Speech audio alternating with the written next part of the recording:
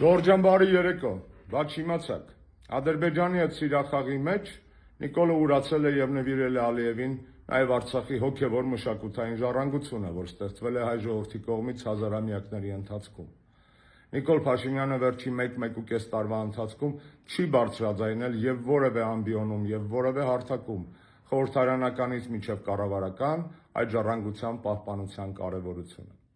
Դեռևս 44-օրյա պատերազմից անմիջապես հետո 20 թվականի դեկտեմբերին ՅՈՒՆԵՍԿՕ-ն որպես միջազգային բարձրագույն մարմին, որ զբաղված է մշակութային ժառանգության պահպանությամբ եւ պաշտպանությամբ, ընդունել էր հատուկ հռչակագիր։ Հայկական կողմը մինչև 23-24 թվականները այդ խնդրի հետ կապված որոշակի ելույթներ եւ հղումներ անում էր, սակայն վերջի 1.5 տարվա ընթացքում գեթ 1 հիշատակում այդ խնդրի չկա։ Այսօր, երբ որ լրանում է Արցախյան շարժման հերթական ամյակը, հիշենք նաեւ այն մասին, որ Նիկոլը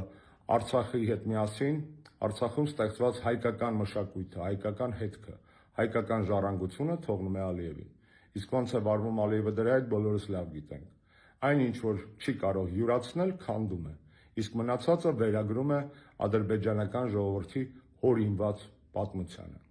Ավելին, հայ-ադրբեջանական խաղաղության համաձայնագրի տեքստում չկա գեթ 1 հիշատակում այդ ժառանգության պահպանության եւ պաշտպանության մասին։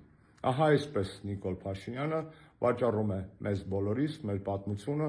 անցյալը, մեր արժեքները եւ մեր հողերը Ադրբեջանին իր սիլիբիների շրջանակներում։ Այսքանը։